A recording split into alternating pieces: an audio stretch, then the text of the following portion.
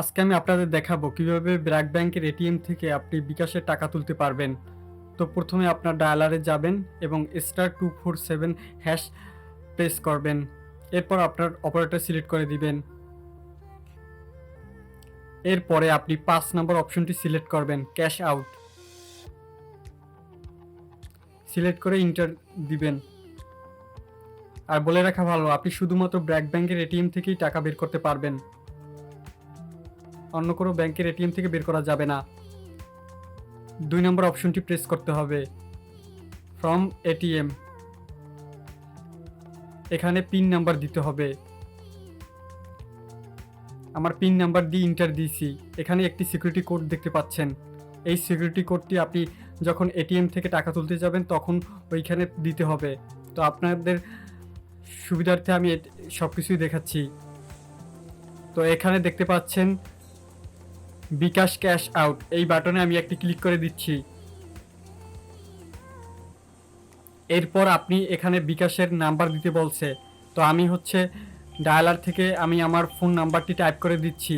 এরপর আমি কনফার্ম বাটনে একটা ক্লিক করে দেব। বাটনগুলো আপনার পাশেই পেয়ে যাবেন। তো কনফার্ম করে দেওয়ার পর আমি কত টাকা তুলতে চাচ্ছি সেটা এখানে দেখা যাচ্ছে। তো আপনি সর্বনিম্ন 3000 টাকা এবং সর্বোচ্চ 10,000 টাকা একবারে তুলতে পারবেন। তো আমি 4000 টাকা তুলব। কনফার্ম বাটনে একটা ক্লিক করে দিলাম। আপনারা দেখতেই পাচ্ছেন বাটনগুলো পাশে পাশে দেওয়া আছে। তো আমাদের ফোনে যে মেসেজের সিকিউরিটি কোডটা পাঠিয়েছে ওইটা আমি টাইপ করলাম। এরপর আবার কনফার্ম বাটনে ক্লিক করলাম।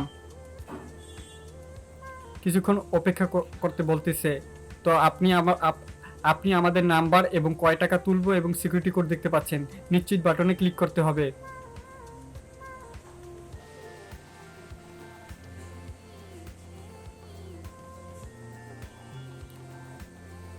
হ্যাঁ,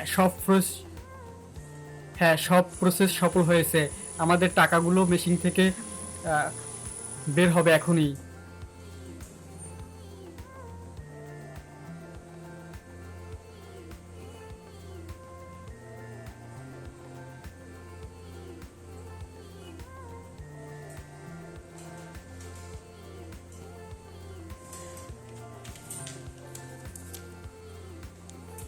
আমাদের টাকাগুলো মেশিন থেকে বের হয়ে গেছে এবং আমি রিসিপ্টটিও সংরক্ষণ করে রাখছি।